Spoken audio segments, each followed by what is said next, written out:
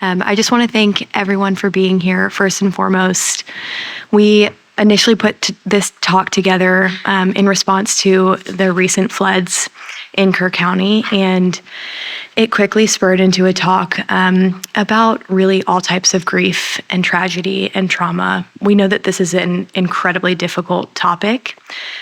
It's incredibly vulnerable, and every person in this room has been impacted in some way, shape, or form. So I really hope tonight can be both informative and comforting for everyone in here. We know that it's an incredibly vulnerable topic, so because of that, we've passed out some note cards for the Q&A panel portion. If you have any questions, feel free to write them down throughout the presentation. If a question pops up while we're in the Q&A, feel free to raise your hand and ask. I'll try to be mindful, looking out at everyone in the audience. Before we get started, I want to go ahead and just define a few terms that you're probably going to hear throughout this presentation. You may or may not be familiar with them, but we're going to be going into further detail about them as we talk about grief and trauma. So let me go ahead and define them. Again, I want to emphasize that these are the clinical definitions of these terms, by no means representative of what we see in practice or how these actually impact your daily functioning, you and your experience, your child's experience, or what we see in the office. So just know, very baseline explanations here. Let's start with bereavement. Bereavement is really the loss of someone significant. When we think of grief, we think of the psychobiological response to that loss. So our physical body feels the loss, our emotions, our experience as a whole. The next one we're going to hear a lot about is trauma. And when we think about trauma, we think of this as our central nervous system's response to threat. So this impacts our whole entire being, our daily functioning, our nervous system, and how we respond in certain situations and to danger. Traumatic grief is complicated by traumatic circumstances of the loss itself. And then mass trauma is an event where many people have been impacted. This is exactly what we experienced with the Kerr County floods. An entire group of people, an entire community was significantly impacted on very different levels. PTSD is something that we want to be mindful of at this time, especially with the floods, as we're just about a month out. These symptoms greatly impact our functioning as well. It's diagnosed when a person experiences a trauma involving threatened death, perceived danger, violence or threat of violence.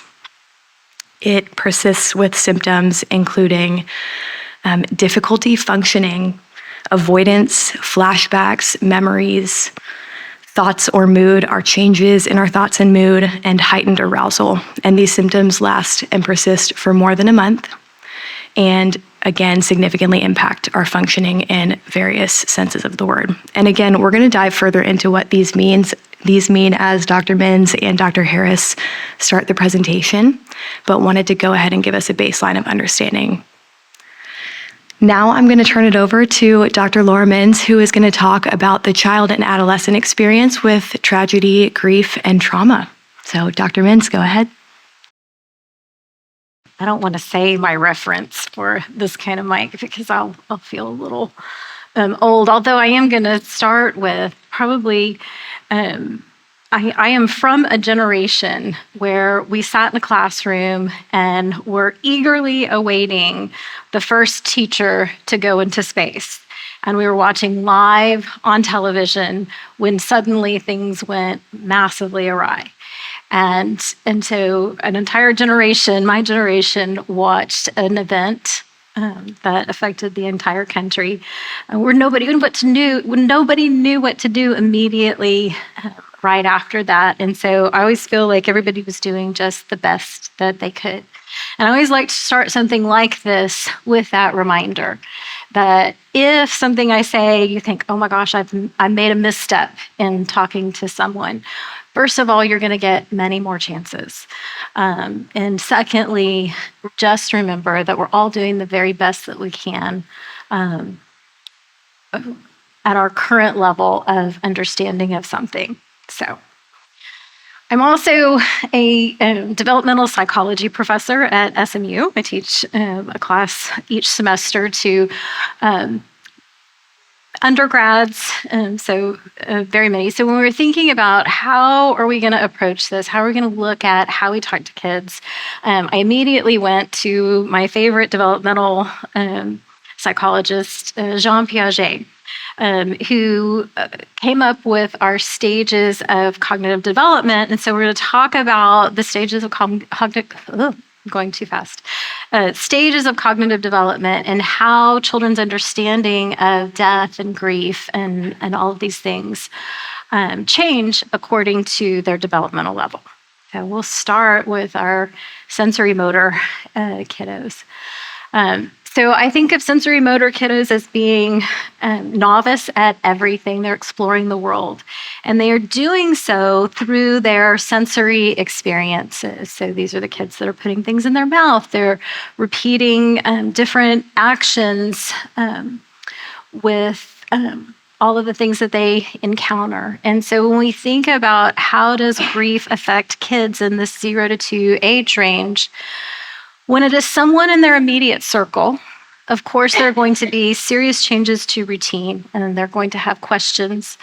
But by and large, their emotional response to it is kind of their temperament by caregivers' interaction. So they are looking to caregivers to gauge their emotional reaction to almost anything. And that's influenced by their temperament, whether or not they're an easy child, a slow to warm up child, or a difficult temperament child. And that interaction kind of makes up their reaction.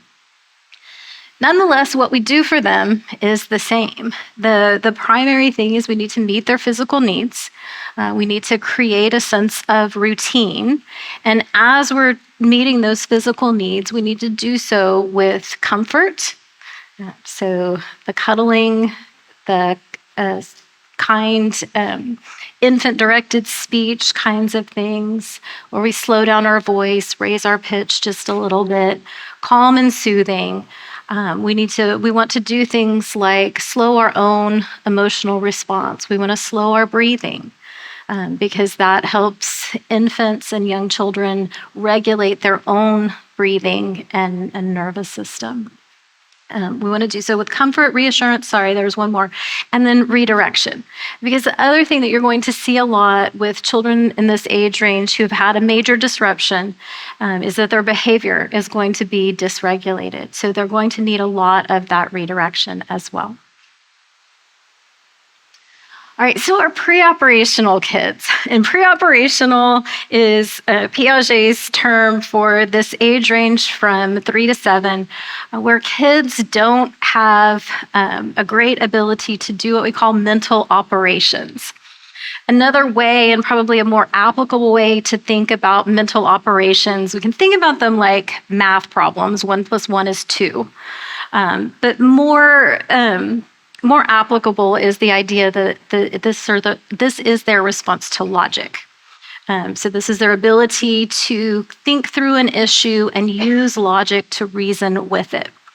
When we think about our pre-operational kiddos, we're thinking about kids who are novice at language.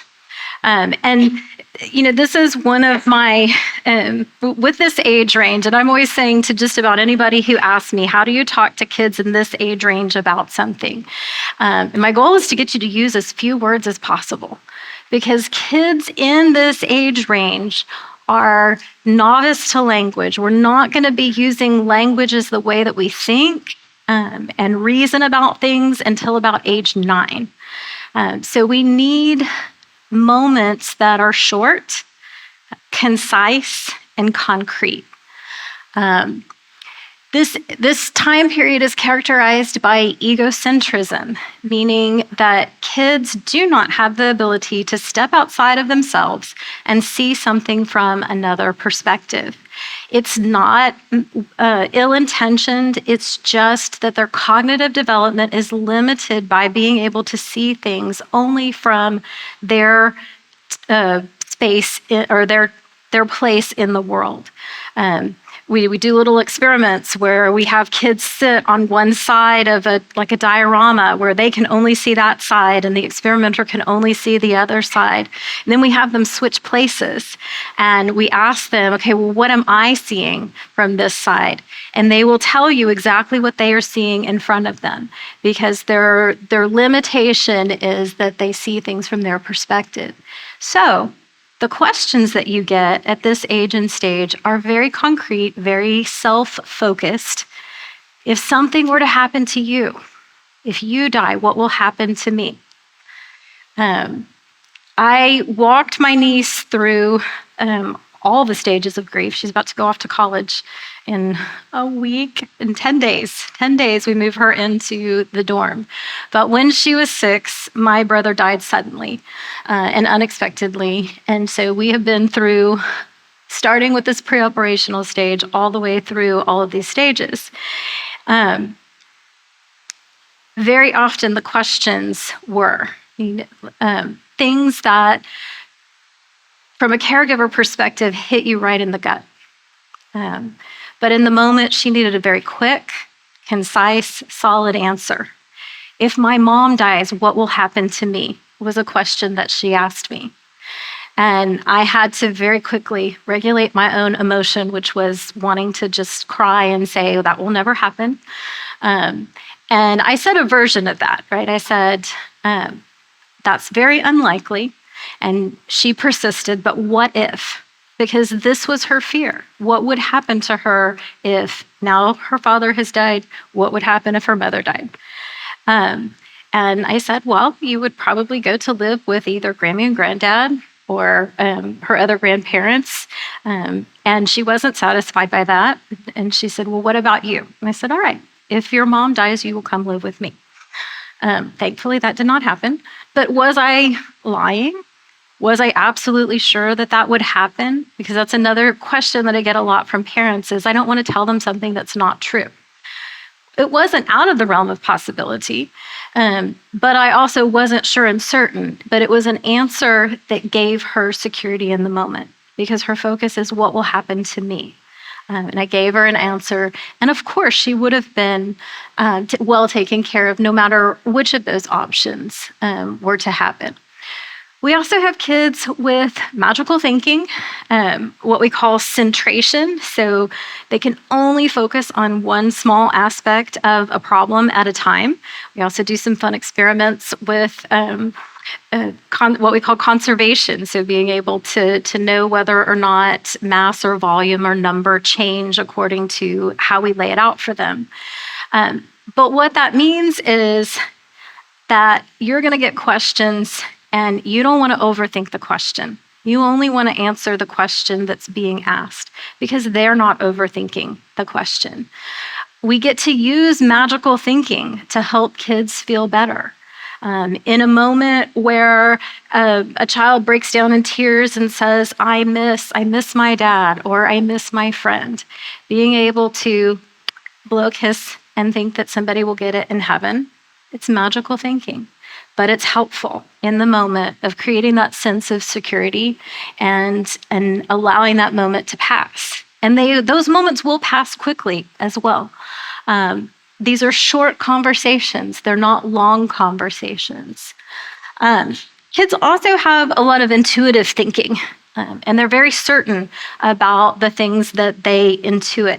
So again, logic isn't really helpful for preschoolers. And I think lots of parents feel really frustrated when they try to use logic with their preschoolers and it doesn't work. It doesn't work in grief. It doesn't work for other circumstances either. So it's just something to kind of keep in mind. They are very present focused. So preschoolers don't have a future time horizon at all. They can think some in the past, but they are very bad at thinking about the future. There is now and there is not now. And so sometimes when they're asking questions, they don't know where in time and space this is. If something reminds them of something that happened, it is immediately brought into the present moment. It is immediately something that we want to address. They also struggle with identifying dual emotions. So being able to think about being both happy and sad at the same time. Preschoolers are very challenged at that. In the moment, they are either happy or they are sad. They may be able sometimes, and especially as they head towards 7, to be able to see sometimes where they are happy or sad. When they look at other people, they are able to sometimes notice that other people have dual emotions, but for them, they're either happy or sad. And when I was 3, I was 3, almost 4, and I only know this because it was right before my brother was born, and so I can identify it very solidly where I was developmentally when this happened. But when I was 3, almost 4, my grandmother died, my mother's mother, and everybody was at our house and doing all of the things that you do when someone dies. And I had asked my mother, and she said, "Well, your grandmother's in heaven. She's in heaven, she's in a good place." And I was very comforted by that thought. And so I was in the back of the house playing with some of my cousins, at which point my other cousin came in and he said, "Why are you so happy? Why are you playing? Grandma just died." And I was very, very confused because everybody had said, "She's in heaven. Why am I supposed to be sad?" Later, we talked about that. Later, I was able to make more sense of it, but it's an event I go back to of being very confused at the idea that I could be comforted by one thing and I could feel happy, but everybody else was also feeling sad, or that we could be happy that she was in heaven and sad at the same time because we weren't seeing her. So struggling with identifying the dual emotions. All right, so I mentioned my niece. This happens to be a picture of her at her summer camp. I think when she was 10, I think that's the year that I finally found. And again, she's about to go into college now. She went for 11 years, she went to a summer camp that was up the street, or up the river, I guess, from Mystic. And this was the first year in 11 years that she didn't happen to be there during the exact time that everything happened. And so I'll get to some of her reactions now that she falls in the formal operational stage. But this is a picture of her in the concrete operational stage. And this is ages 7 to 11. So this is the bulk of our elementary school children. Our concrete operational thinkers are novices at using logic well. And they are only able to do so for things that are real and tangible, things that are based on their experience. If I give a child in this age a set of rules and I say, a feather will break a glass, and then I ask them, will this feather break a glass? They will say no, because their reasoning is based on their experience. So even if I give them a set of hypothetical rules. So when we're talking to kids in this age range, we do want to keep things very concrete. We want to watch out for language that's overly influenced by metaphor or simile or sarcasm. I know that doesn't necessarily apply to talks about grief and trauma, but all of those things are hypothetical. They're based on the abstract. Kids at this age love to classify things. They love to put things in stages. They love to put things in order, but they are not super great at doing it on their own. They're not going to try to classify things in any specific fashion, but they do love to have things that are already ordered for them. And they love to be the expert in something. They love to be able to tell people what they have learned. I always think about Pokemon when I think about this age and stage. There are lots of orders and classifications. There's real and tangible cards that you can actually look at. And unless you are an adult who has a particular interest in something like this, that's a time where they can give you a lot of information. So in this age and stage, they may ask a lot of questions that are really entry into a discussion, into I want to tell you something that I have learned. And that is true for all things and things that have to do with trauma and grief. They're going to ask repetitive questions. Often they are trying to test their own experience against someone else's experience and see how that makes sense in the world. So you get a lot of repetitive questions or questions that are just slightly different. Because again, they're trying to put things in order, they're trying to put things in types of classifications, but they're not always great about it. So I think I already stepped ahead and said questions may be an opening to tell you something that they know. And this is always my favorite, Admiral Akbar, it's a trap when you get questions sometimes. So you really want to spend time listening before you leap into answering that question. Sometimes you want to turn that question back around on them. What happens to people after we die? Well, let's talk about it. What do you think happens to people after they die? Sometimes you will get very creative, very fantastical answers. Sometimes you will get very logical answers. It doesn't mean that that's what they believe and that's what they're going to stay believing. It's just something that came up as far as discussion. Or maybe it's a way of testing something out that they heard. So I think of, especially in elementary school, kids have time where they're on the playground and they're saying a lot of things to one another, and some of them make sense and some of them don't. Here's your opportunity to hear what your kids have heard and how is it that we address those things. And we're going to talk a little bit more about how to address myths and things like that. The other thing that's going on, and I've sort of slipped out of my Piagetian frame point here, and I've gone back to Erickson, who gave us our first comprehensive stages of psychosocial development. What's going on in this time is that children are really focused on developing competence.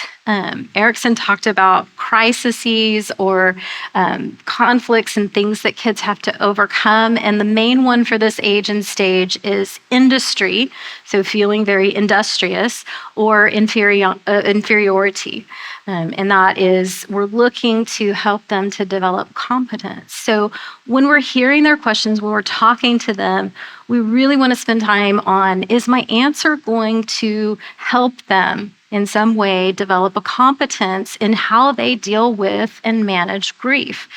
As the three of us were talking about this, all these different instances of times when I have had to manage some kind of grief, and that was true for Dr. Harris and for Gracie as well.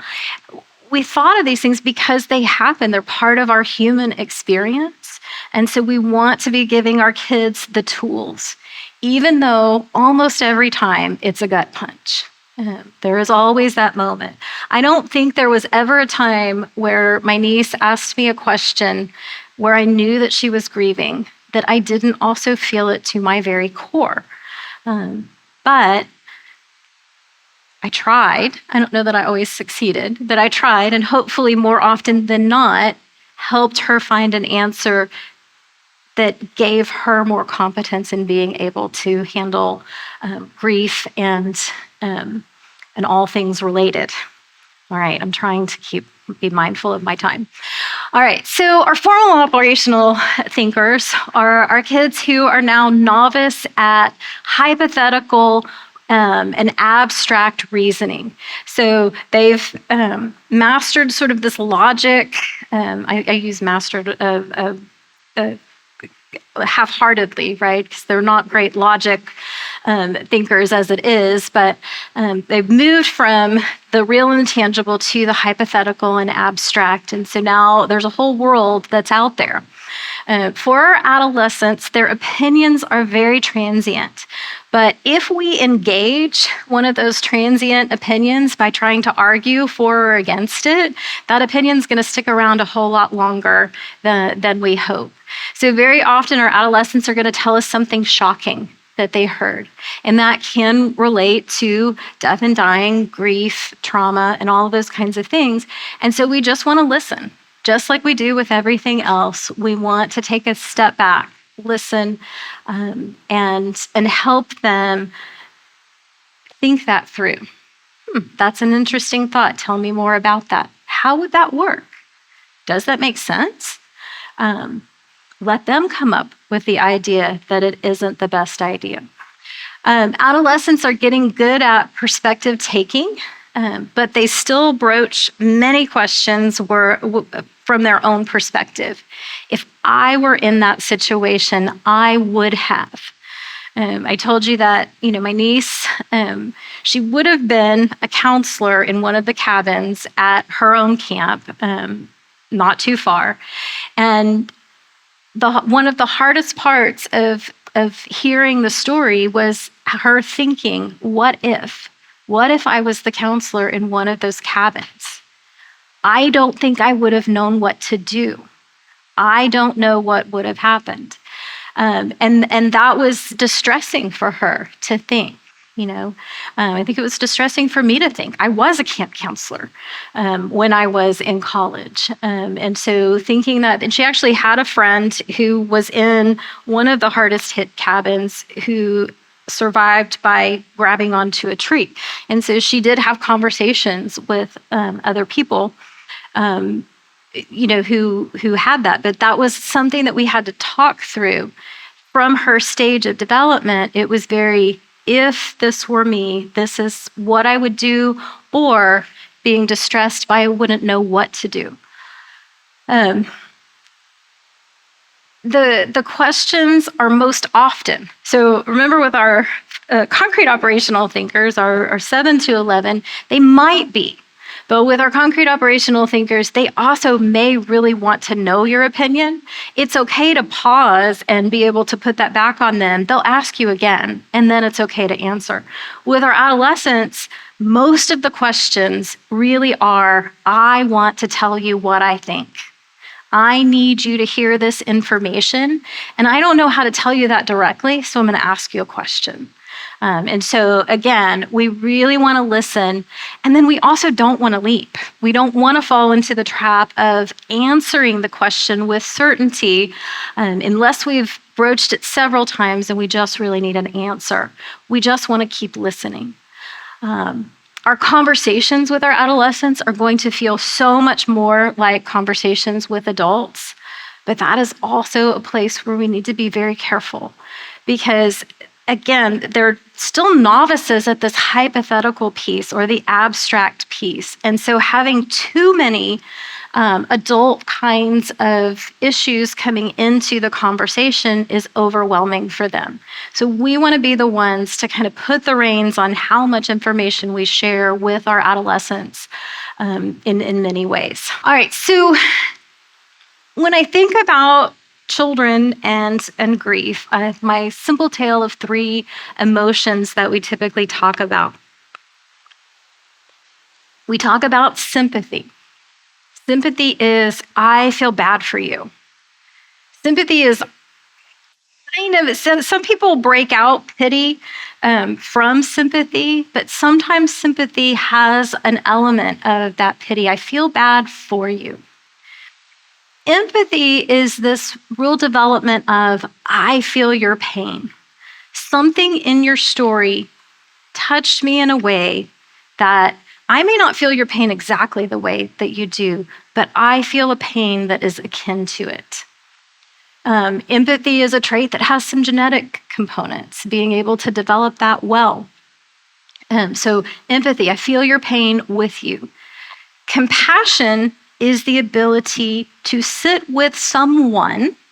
And sometimes when we talk about self-compassion, it's even sitting with ourselves in our own pain and distress to be able to, in some way, help mitigate that pain and distress. So sympathy, empathy, and compassion. I put this in almost as an afterthought, but also with the intent that sometimes when I tell people, listen, or even when I am sitting and listening, and we're not saying too much and we're not solving anything, it doesn't feel like we're doing something. But when we give sympathy, when we give empathy, when we give compassion, we are teaching our children, we're responding to our children in ways that they have the experience of sympathy, empathy, and compassion. We teach them how to show empathy, sympathy, and compassion. And we multiply our own understanding, our own experience of sympathy, empathy, and compassion. When we know what it is like to grieve to our core, we know the importance of having someone who will sit with you in that moment. All right, so also when I'm thinking about how I'm going to talk about this, I just want to create an atmosphere that allows for healing. So I'm going to give you some general principles. They're not tied to any age or stage, but I think that they work with most any age and stage. So the first is being able to give permission, both implicitly and explicitly, that children can talk openly with you. When kids feel like they have to limit what they say because the person hearing will fall apart, won't be able to handle it emotionally, that limits what they feel free to be able to say. And Dr. Harris is going to talk a little while about ways to help regulate your own emotions to make that possible. But being able to say to your child, both in what you do and how you respond, I have space for your emotion and my emotion, and I will hold your emotion until you are capable of managing it on your own. You want to be ready because taking care of yourself and regulating your own emotion is important in their response to you. You want to be ready because questions and conversations are going to come up out of the clear blue sky. I quickly figured out that my niece would want to talk about something related to her dad when she would insist that we would go on a drive somewhere for no real good reason. She'd always have something. I want to go to the mall and get such and such. Well, she didn't really want that. We didn't even buy it. But what she wanted was time in the car so we could talk about something. And she wanted it to be limited so that we didn't go on and on about it. But she always needed that moment of, I got to talk about it, and I got to talk about it in a way, I have to talk about it away from other people. In particular, she felt she felt a responsibility to talk about it away from my mother, who lost a son. So be ready to let the moment be brief. I think the first time she caught me off guard doing this, I was sure that we were going to continue the conversation, and she was into something that had nothing to do with what we were talking about. I was reeling. But she had already moved on, so I needed to be ready to let the moment be brief. And then we want to be ready, if needed, and that comes from kind of listening to behavior, to bring up and sit with the uncomfortable. And I like to point you back to that first bullet point, that you want to be taking care of yourself during this time too. We want to address fears and anxiety when they come up. This is critical for that pre-operational, those kids 3 to 7, where it's now and not now. But we also don't want to over-anticipate or overcompensate. We want to name fears and worries because it helps take away their power. To be able to say out loud, what if my mom dies? And not feel like that was a shocking thing. It took away the power of that fear, that worry. When I talk about anxieties and fears, I kind of have just a way of thinking about them. Fears are the things that are in the here and now. It's in this moment, I am afraid of something, and my whole physiology is changing so that I can get away from this thing that I am worried about. And so in the moment where a fear is present, there's less talking and more regulating the situation behaviorally. We just want to help kids take a deep breath. Be able to do something. We might do something like humming or singing as we're doing something that we're scared, because that helps regulate our own fears and our nervous system. Anxieties and worries are then more future oriented. And so these are the times where you can have conversations. And when when anxieties and worries start to compound, you can say things, especially to our concrete operational thinkers who are 7 and up and our adolescents. You can say, you know what, that's a lot of worry for today. Maybe let's pick a worry time and let's put it all in one time, and let's think about that during worry time. Let's try to come up with some solutions. We can have conversations, but always the antidote to anxiety is competence. And competence means something specific. It's not just confidence. It's not, woo, yay me, I can do this. It is, I have a skill set that will allow me to do this even if I don't do it perfectly.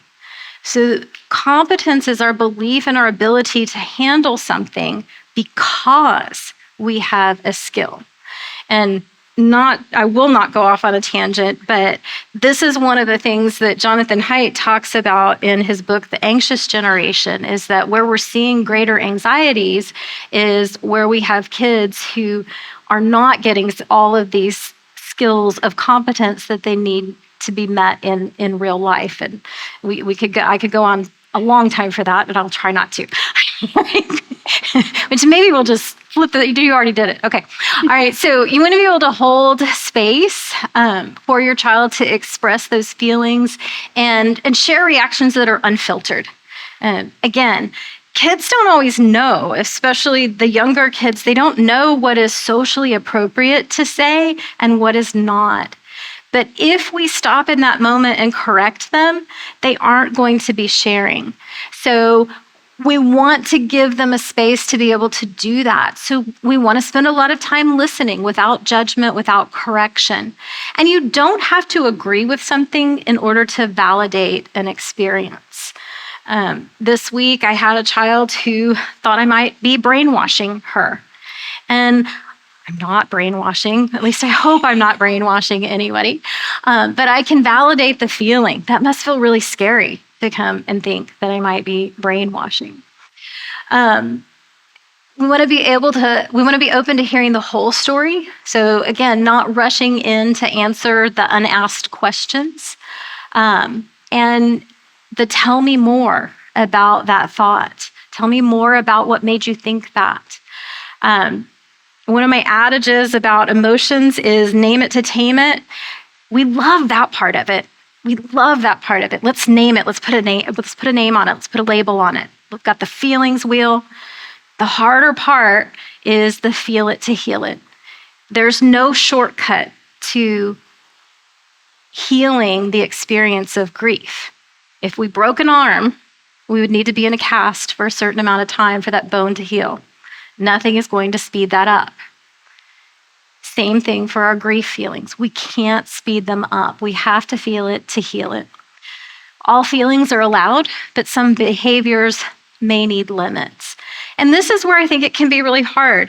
In the week right after everything happened, I was in a store and there were 2 girls and they were about 10 and they had found the bouncy balls in the craft store and they were not well supervised. I couldn't find anybody supervising them.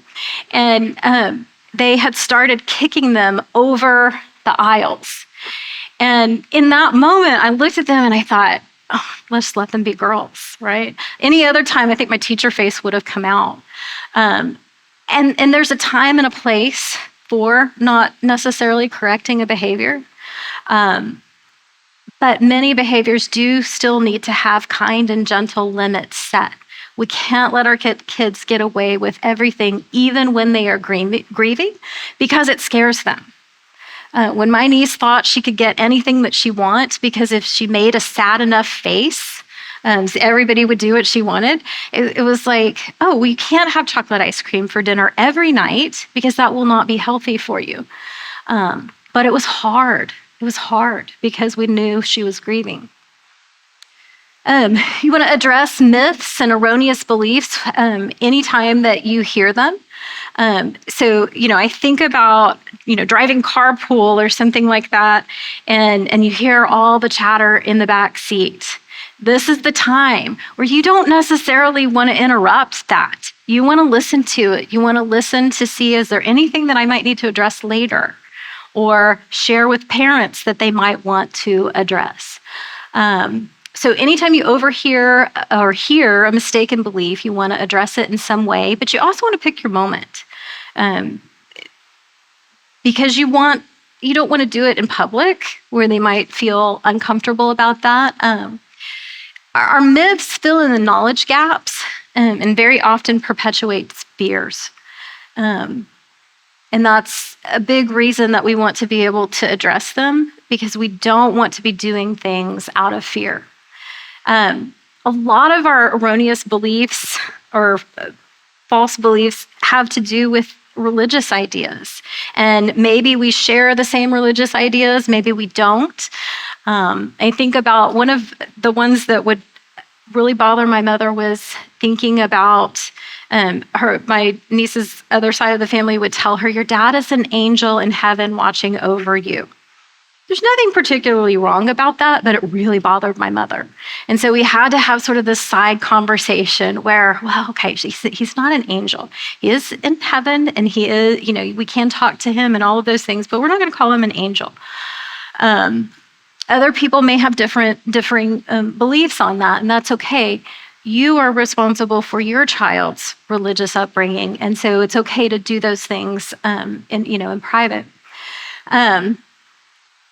I also think about very well-intentioned people when something tragic has happened have really unfortunate things to say and things that can come off in ways that they don't intend. And I have been in both sides of this, right? I have heard people saying things that were well-intentioned, but just hit me the wrong way. And I have been that person who wanted to say the right thing and it just came out wrong.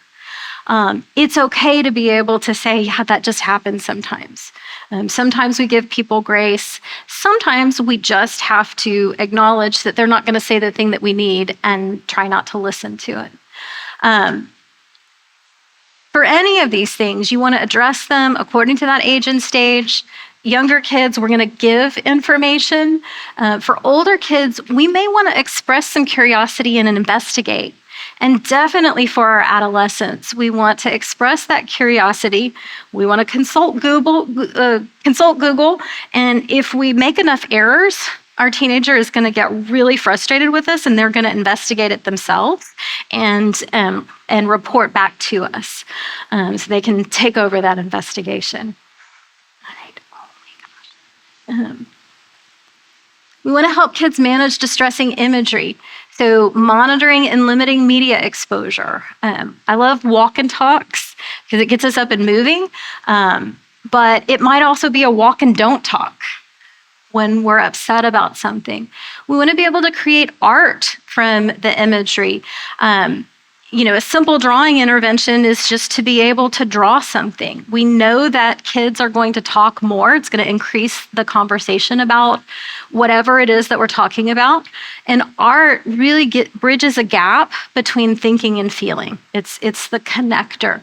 And finally, the content of kids' artwork can tell us something about how they're managing that distressing event. And then for us who are exposure therapists who really don't want people to avoid things because it increases anxiety, it serves as an exposure that reduces the traumatic influence of the distressing imagery. My simple drawing intervention that we did during 9/11 was to draw the image And I'm going to ask the kids if I can keep that artwork, if I can hold that distressing image. And then I'm going to give them another paper and ask them to draw something pleasant. And they can keep that. We want to have our action suggestions, but we don't necessarily want to rush the process. So I love the look for the helpers. Mr. Rogers, this is something that gained a lot of popularity during 9/11. We want to look for the helpers because it is a good refocus from the trauma to what is the good that can come out of this. Not that something happened so that there would be good, but what meaning can we make from it, given the fact that it happened? And that's a small but important distinction. We want to look for things that kids can do that's tangible and in some ways sacrificial, because it's that aspect of sacrifice that helps us feel like we've done something. We want to support a relief organization, but we want to make that tangible in some way. If it's part of an allowance or doing chores for an amount of time, that then parents will make a contribution.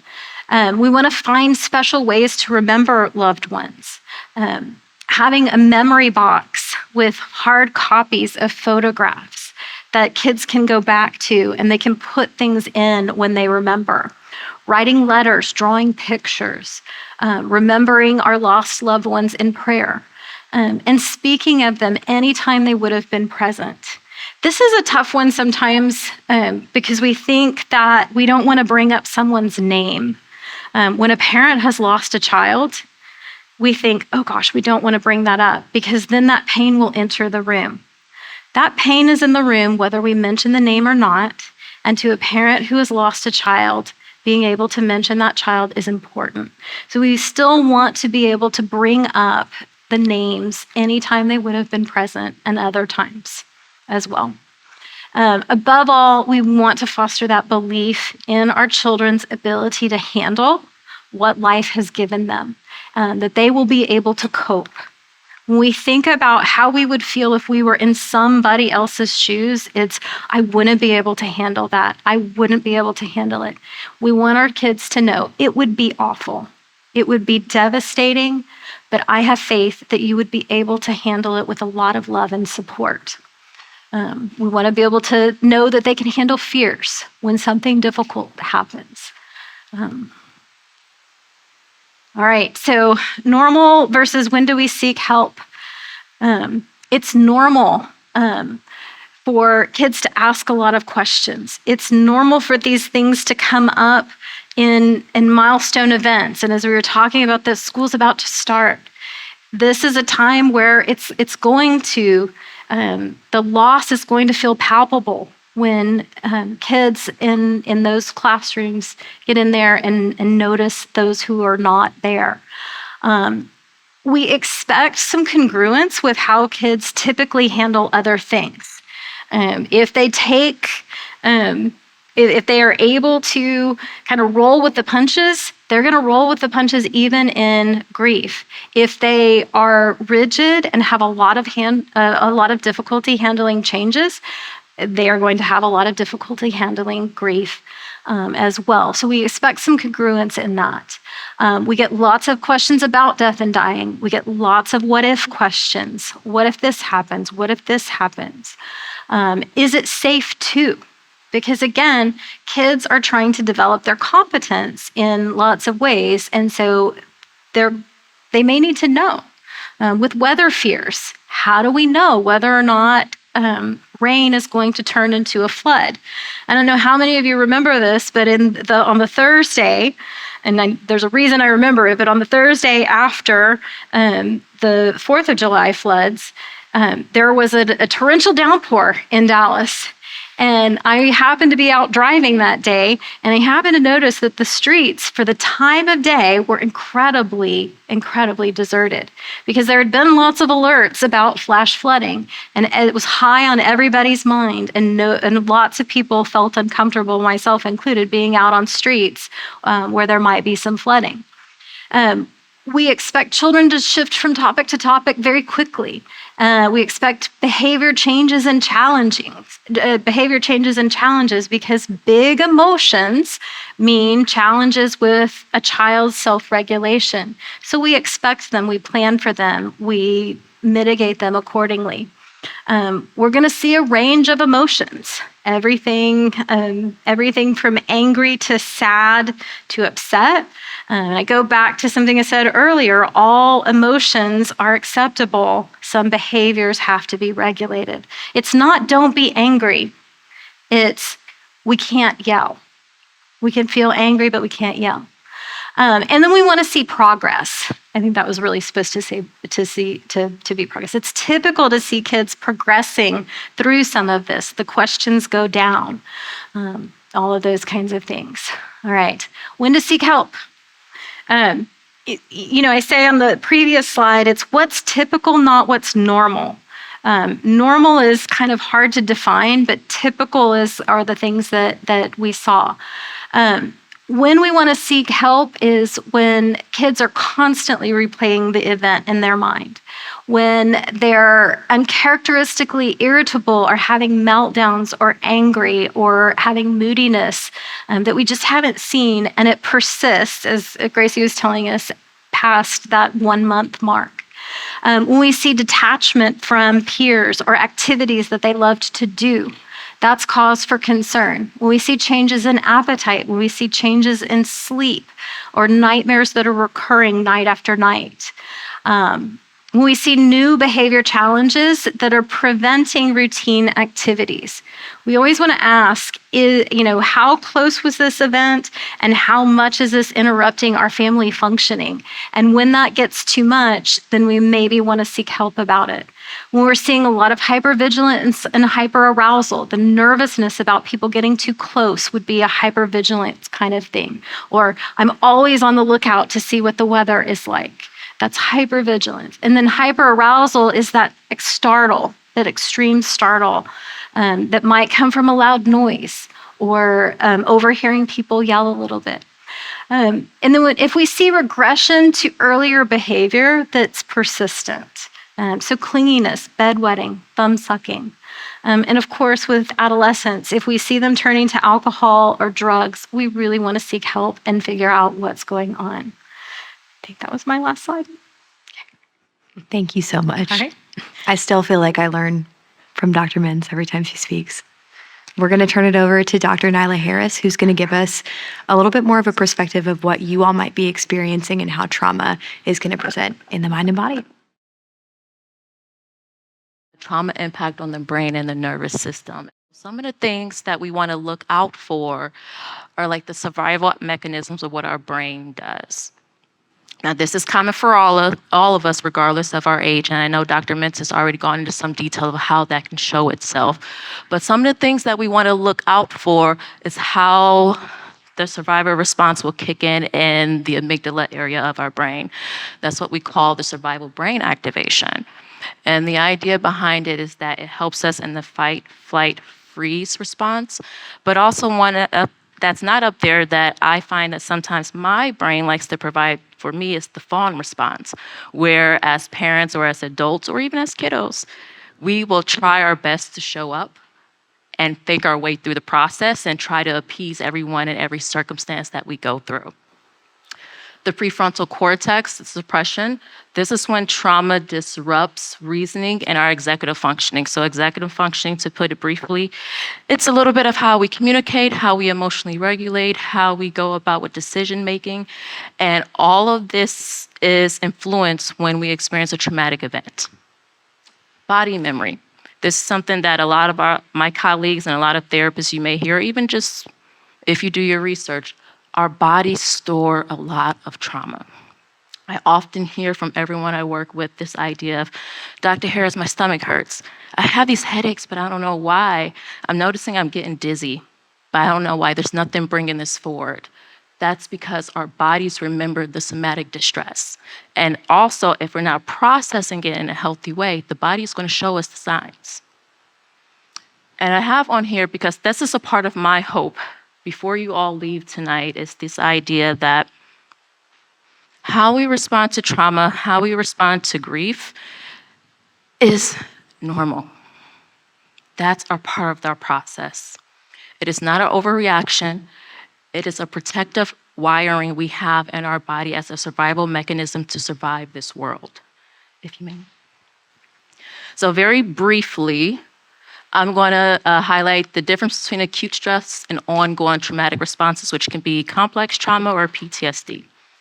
So some aspects of acute stress, and acute stress is being, this tends to happen right away after we experience a traumatic event. I sometimes will describe trauma outside of the diagnostic labeling of like something that leaves us with a sense of overwhelm, a feeling of ultimate out of control, and it destabilizes our foundation. And so acute stress, that can look like emotional shock. It can look like differences in our sleeping or eating. It can look like numbness. It can look like hypervigilance, or it can look like withdrawal. Ongoing trauma responses, so again, this idea of complex trauma or PTSD. This can look like anxiety that will continue to go on, irritability, so again, that emotional dysregulation, that survival response that our brain will activate for us. Flashbacks or intrusive thoughts. I actually had an intrusive thought as Dr. Minze was given the example of the young lady that held onto the tree. And my brain instantly in that moment transported me to the tree with my 2 children. And I instantly started to think, what would I do in that moment? And then my brain took me to the worst case, which I'll talk about in a moment. It can also like mood swings or emotional dysregulation. And again, really hitting on how the body stores it. So you will get responses in the body. And that can also present as like unawareness of what's going on in your body, so numbness too.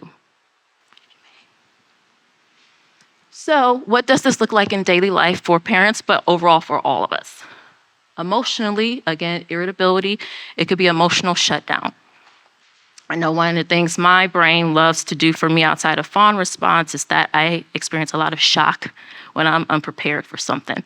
It's like my brain freezes up, my body freezes up, and I'm here, but I'm not really processing. It can be shame or guilt. And I'll talk about this a little bit further on, but the idea of shame and guilt is the brain tries at least, to find something to blame, to find a reason why this happened. So I know Dr. Minze was talking about well, what if this? What if that? That can also sound like, why didn't the police respond? Why didn't our governor do something? Why would God let this happen? This is our brain's way of trying to make sense of something that is so uncontrollable and so scary. Other ways it can show up can be in the behavioral sense, so avoidance of reminders. It can look like difficulty trusting others and also difficulty trusting yourself. So that can be questioning the motives of people, questioning decision-making. I know I often see with parents, especially when it comes to a tragic event that involves kids, it can be being very aware of the school schedule or any changes in the school or wanting to know the routines and the details. It can even look like applying yourself to volunteer more, to be there on site with your babies at all times. And then also there can be over-control or emotional numbing. Again, another protective factor for our brains and our bodies for us to survive this world. So understanding trauma responses in parents. Again, this happens for all of us, but specifically with our parents, there can be anger, control, withdrawal, or emotions may be numbed. There are also signs of overfunctioning, underfunctioning, and focus on helping others while neglecting their own grief. So what do I mean when I say overfunctioning? Overfunctioning can look like for a parent of, I have to do it all now. I have this schedule. I know I have my routine, but now I need to add more to the routine. I need to wake up extra early to hear the news to make sure there's nothing going to change in the route. I have to add more to-dos on my list to make sure my kids are taken care of. I'm going to go above and beyond to ensure that there is safety. Underfunctioning can look like, I can't get out of bed. I know I need to show up today as a parent. I know my family is depending on me, my job is depending on me, but my body feels so heavy, I'm so tired. So the underfunctioning is one of the many ways that the body and the brain go forward with trying to protect you. I often talk to clients that I work with when they'll ask me, well, Dr. Harris, why is this happening to my mind? Why do I feel this way? And I often say, you're not going to want to hear this, but this is your brain and body's way of trying to help you. When you're depressed, your brain is saying, your body is saying, hey, we need to protect you from the world. Let's go lay down. When we're overly anxious, the brain is saying, hey, you don't feel safe right now. You need more control. Let's think about all the worries and don't give you a break. That will give you control. And so focusing on helping others while neglecting their own grief. This can show up as a parent in the form of, oh, you need help? I'll volunteer. I'll do all the things. I will be all the people, all the identities you need, as long as I don't have to sit still and process what's going on for me. I'm going to be so busy. I'm not going to have any downtime. So again, these are survival strategies, ineffective in the long run, but this is how our brain and body tries to help us. And so the nervous system and the brain is working to restore a sense of safety and control.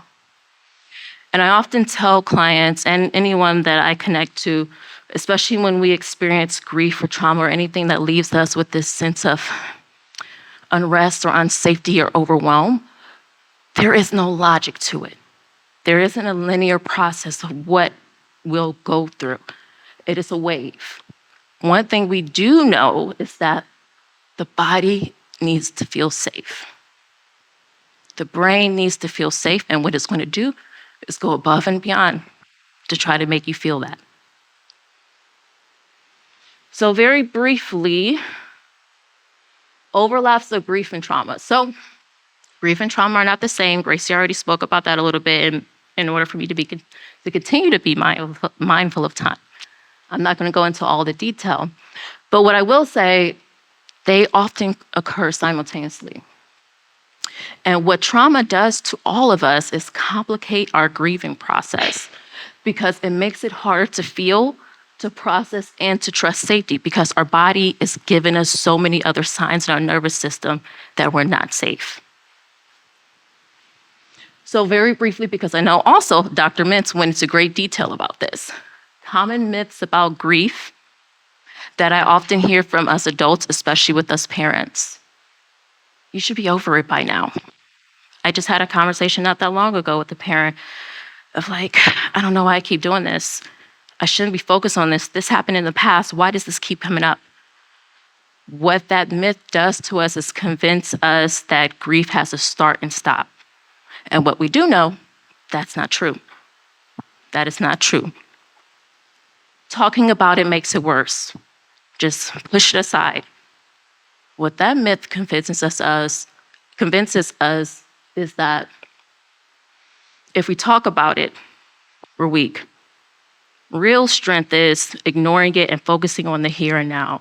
Real strength is just forgetting about the past.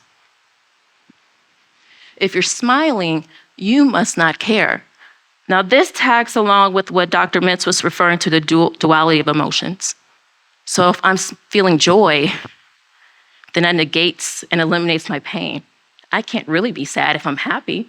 I can't really be sad if I'm going to show up. And then, of course, as I've already stated, this idea that grief follows a time frame and a timeline. It does not. More and more research is coming out about the wave of it. We already know this.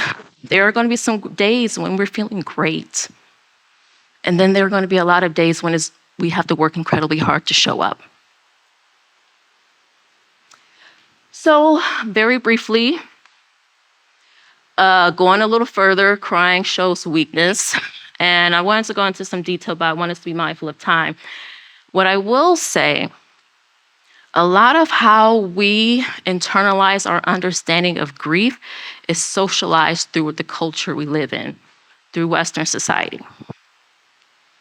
So when we have this idea of crying shows weakness, we have this idea of vulnerability equates to weakness. Experiencing your true emotions or experiencing your emotions fully means you're not strong, means you're incapable.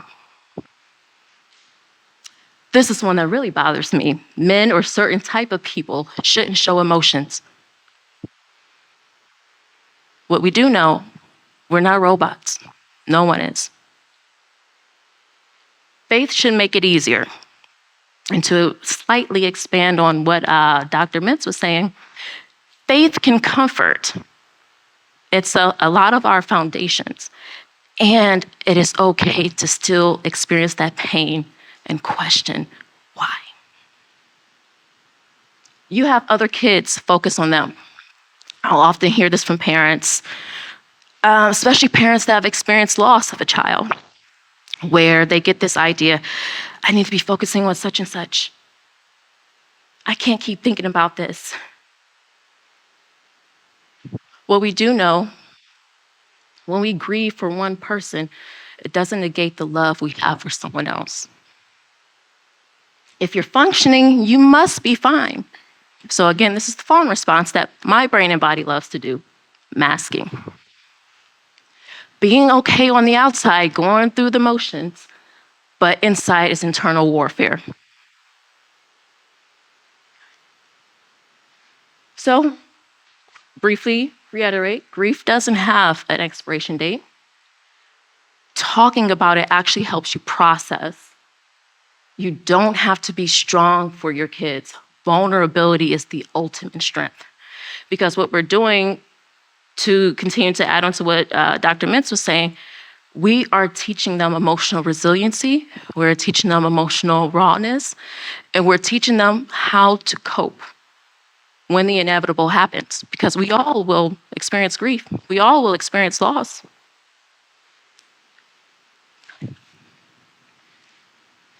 So the layered emotional responses, very briefly. Shock and disbelief. I already mentioned that my brain and body love some shock. It's to help numb us. It's a part of processing perhaps, but ultimately it helps to distance us from that experience in the moment. If we don't have to feel, then we don't have to deal with it, and we don't have to be destroyed by it. Survival mode. So we become task focused, emotionally shut down. Think again about that parent that's going to do all the stuff. I'm going to fill up my calendar. That's our way of reclaiming control when we lose control. And one of the ultimate ways we feel a loss of control is when a traumatic experience happens. Yearning and searching. So what this can look like are the thoughts. I often say that adults, we're just big kids that pay bills. We experience the same magical thinking. We experience the same what ifs. Often what I'll hear from parents, well, I should have listened to that sign. You know, that morning I woke up and I wasn't feeling great. That was the sign to let me know that I shouldn't have done that, or I should have protected my child that way. I should have slowed down. And so what happens is that that's our brain's, again, ineffective way, but our survival way of trying to convince us, let's reclaim control. Let's look for evidence that is not there. More than likely it's happenstance. But let's find some evidence to support this idea that I had control all along. Because I know if I would have done those things, my child would be here. Everything would be okay. Sadness and depression is the way for us to process pain and loss.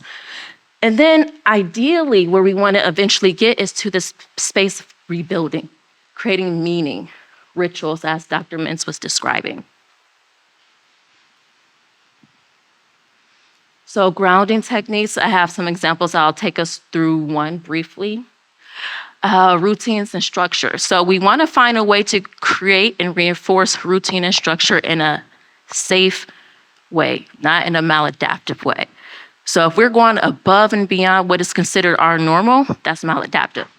That's our way of trying to assert control, to give us the illusion of authority, and to make us feel like we are prepared for the worst. But if we continue gently with the routines we have established, and sometimes we may have to start slowly in rebuilding towards those routines, that helps bridge safety, security. Limit media exposure. I struggle with something called justice sensitivity, meaning I get really triggered when other people experience unfairness or just mean people. And so one of the ways I do protect myself is I limit social media all around. This is not me saying cut it off, but be mindful of your bandwidth and be mindful of how you structure self-care as you engage. Mind-body practices, moving the body. Our nervous system, especially when it's wound up, it needs a lot of movement. Movement opens the body and it tells our brain that we are safe. And gentle pacing. And what I mean by that is take it slow to rebuild to your normal, because the pace at which your normal once existed may be overwhelming.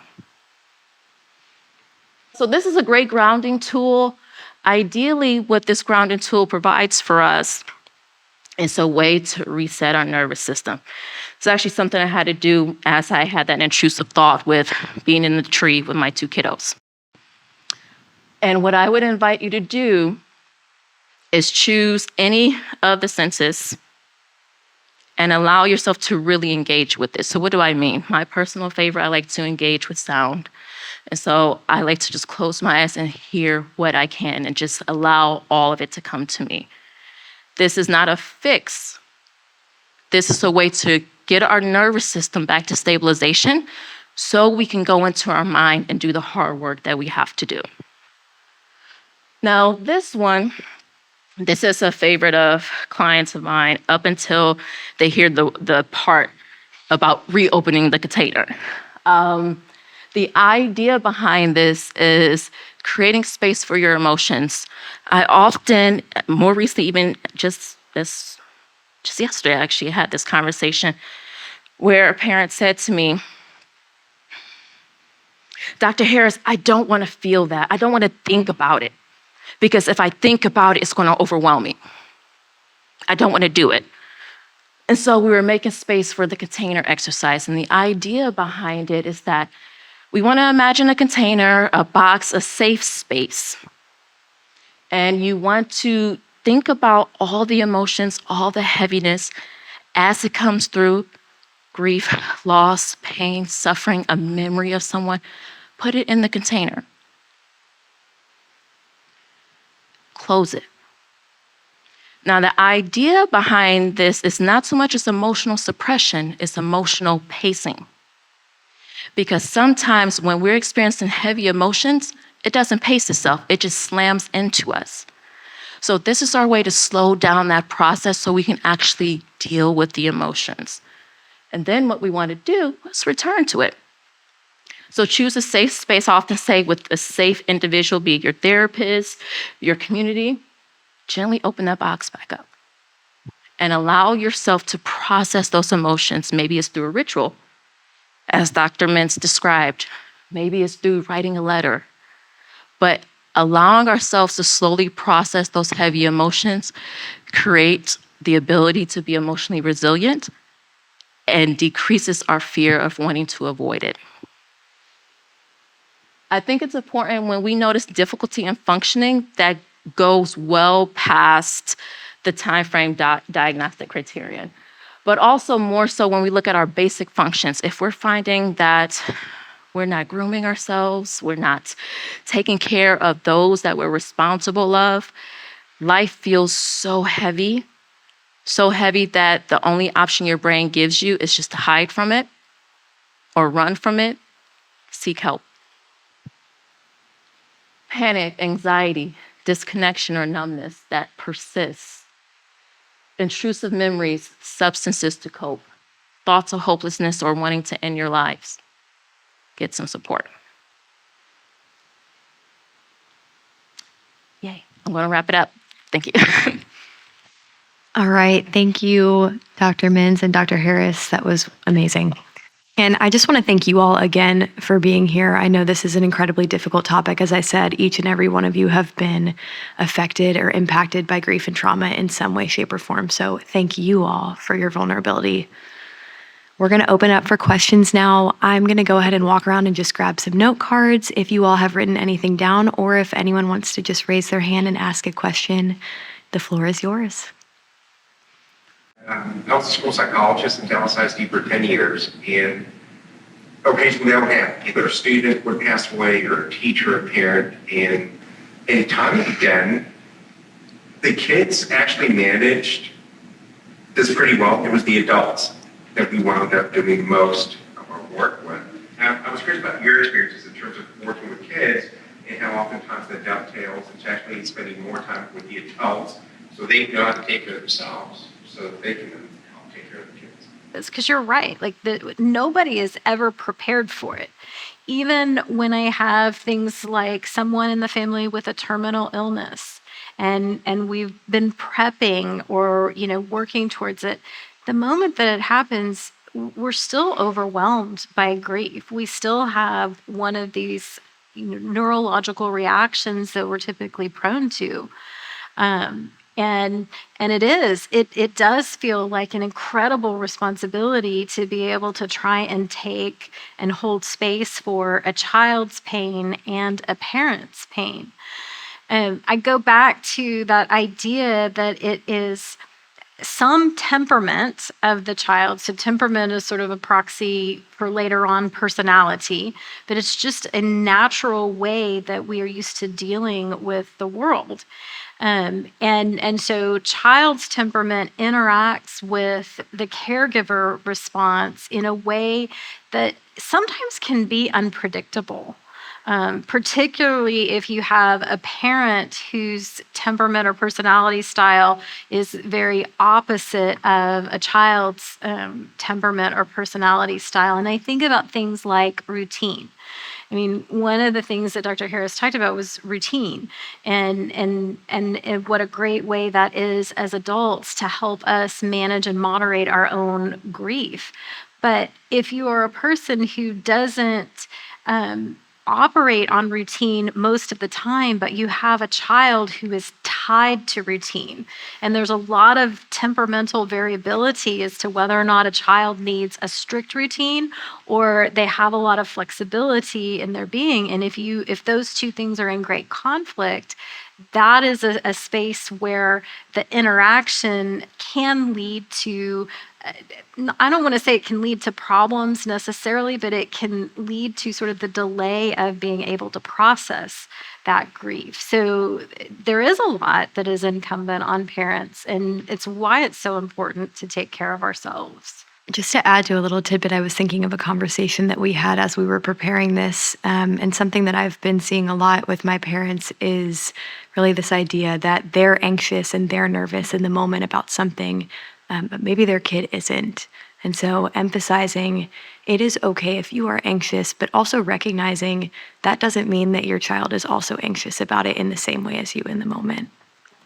I was wondering if you could speak a little bit about anticipatory grief with children, like there's a child that has a lot, or I don't remember that has cancer or something like that. How do you help support the child? Maybe understanding what that looks like for them. I think anticipatory grief, I think of it from both ends, as the parent, as the kiddo, right? Depending on the age of the kid, it can come in a slow, gradual process, or they can be asking the whys again. That's a way of seeking control. Now, for us parents, when we know that there is something on the horizon where we're going to experience, or the people we care for are going to experience a level of overwhelm, uncertainty, and loss, we want to start prepping. And what I mean by that is, as a parent, prep yourself emotionally. Because as parents, we are in this mindset, or a lot of parents, I'm not going to say all, but a lot of parents are in this mindset of, I must protect my kids. And sometimes that can translate in our parent mind as, I must keep them safe away from everything that could feel overwhelming and dangerous. So I'm always telling clients, and something I try to practice myself as a parent, to echo what my colleagues have been mentioning. I think it's imperative that we regulate our emotions first, process, because to the point Gracie just made, anticipatory anxiety for them they may have some anxiousness about it. They may just want some clarity of what's to happen. Maybe they're experiencing another emotion or thought that you're not even aware of. And so what is going to be important is that you work on regulating yourself, making a plan for yourself, but also keeping in mind that a plan doesn't mean that it's going to go as you want it. That's one thing we do know as parents. Things do not go as planned. And so that's where my mind is. What about for you, Laura? Well, and I like that perspective to it, because I think, from a child's perspective, and this goes back to something that you were saying, they tend sometimes to walk us through it, with a childlikeness. And it depends significantly on the age of the child. But keeping in mind that our younger children don't have a great future time horizon. They can't anticipate things. So when we are bringing in too much of the prep to working with the child, we actually are kind of feeding their anxiety. And so we want to take as much as we can present focused, and we want to do it from the mindset of, and this was even, I think, with an adult client that I was working with who had a grandparent who was having some health issues, and her great fear, and you talked about this being a great fear for a long time, was, I'm always afraid that someone in my life is going to die. And so being able to bring it back to the present moment and say, okay, if this thing were to happen, I hope that it doesn't happen soon, but if this were to happen, how would you want to be living now in order to make that happen? In order to feel okay about how you were doing things now. And with this particular one, we were talking about whether or not she was going to go and spend a holiday with the family in this particular instance. And she did. And not long after it happened. And I am able to do that from my broader perspective. Even though this was a young adult, my perspective was broader, and being able to say, when this happens, you don't want to look back and regret in the moment. So for children, we want to be able to do that as much as we can. It's what in the present moment do you want to be doing now? So Aunt so-and-so has cancer. What do we want to be doing? We want to visit her lots. We want to write her letters and cards and tell her how we love her. We want to show her funny videos and make her laugh in the now, because those are the memories. Those are the things that you are going to go back to when this terrible thing happens, when we have this loss. Let's pretend, a kid has gone through a trauma or a loss or something like that, and they're just not talking about it, right? Assuming the parent is regulated, assuming the parent is, doing okay, are there circumstances where you suggest a parent try to bring it up? It depends on the closeness of the loss. So it's where it is in the child's circle that you're thinking about. It also, to me, would depend on how the child dealt with other kinds of setbacks. If they got a lot of reassurance from being able to talk about something, then yes, I want to be able to bring up the very difficult thing. I want to be able to say, hey, I'm wondering how you feel about this. I like the I wonder technique because it's not asking a direct question. But I don't want to sit with it too long. And I may want to open it up in really short snippets, because, when you were talking about if emotions come at me in a tidal wave, I don't feel like I'm going to be able to handle that. But if I get emotions little by little, and sometimes I use a Coke bottle example, that if we have a soda and we shake it up, the way to open the cap is to open it up a little and close it. Open it up a little and close it. And so that's how I would be mindful of doing that. But if it were somebody that we saw regularly, somebody that we knew, a peer, very often you will have incidents where someone has died either by suicide or just a death in a high school or elementary school. And I'll have parents and they'll say, well, they didn't know them very well, or they didn't know them at all. even those kinds of things in the context of adolescence are distressing for that very reason that adolescents have enough perspective taking to go, well, what if that were me?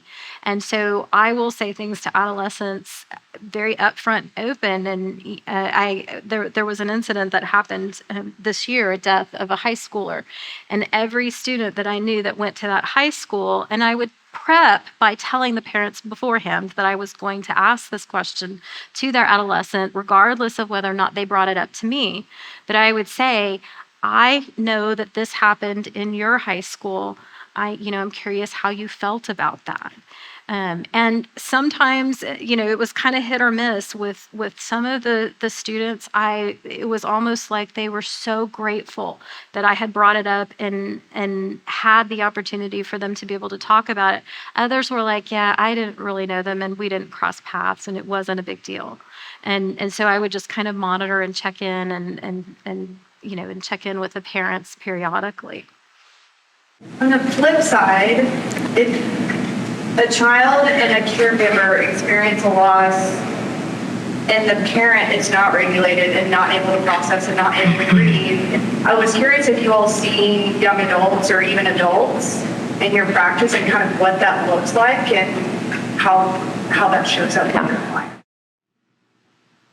So I actually do a lot of work around parental emotification and instrumental emotification and the enmeshment process that occurs with it. I often start with awareness because for a lot of individuals, especially us adults, we are unaware of how enmeshed we are in holding space for other people. And not saying we shouldn't. I want to be very clear. But I'll often see this show up in terms of how we'll neglect our own needs because someone else's needs will trump them in our mind, or we're going to go out of our way behaviorally to show up and hold space, even though we don't have the bandwidth. And so one of the ways I often start is with, let's create some awareness. And I may lean into some somatic aspects of it. Where do you feel it in your body? Because more often than not, your nervous system is responsive to it, especially if there's some type of enmeshment regarding emotions. And so we start there. And if for some reason the nervous system is protecting them by numbing them out, let's lean into the overanalyzing that perhaps is going on as you're trying to solve the problems. So whichever way your body or your brain is trying to protect you, let's look into it because that gives us clues in terms of this is where we can start. Once you're aware of it, that's when we can actually make the change. And from a kid perspective, when I have kids where I think that a parent is dysregulated and that children are doing that in some way, I will do a little bit of work with the parent, but I will also help that child identify other people that they can have that grief process with. So that, we're doing both some of the practical and the acceptance that maybe you don't have a parent who can regulate their emotion right now in this way, but you have someone else to be able to turn to and get your questions answered and be able to talk about that person that you love. Coming to you as like a youth coach, sports, how do I kind of arm myself as, a leader to them as a coach? To kind of delineate between, okay, that's a great tackle, or wait, we might need to understand if there's anger behind what's going on, because how do I kind of unpack that and figure out what is what? I think there are a lot of ways that I would think about it. I think first of all is to watch. I think secondly, just even to be able to talk about tackling in the general, even the way that you were kind of talking about it right now, as I know when you play football, you get to channel a lot of emotion into a tackle. Let's talk about the emotion that you're channeling, because it could be this, but it could be I had a fight with a girl or a peer or something like that they happen to be channeling in that moment. And so being able to be broad and general with it.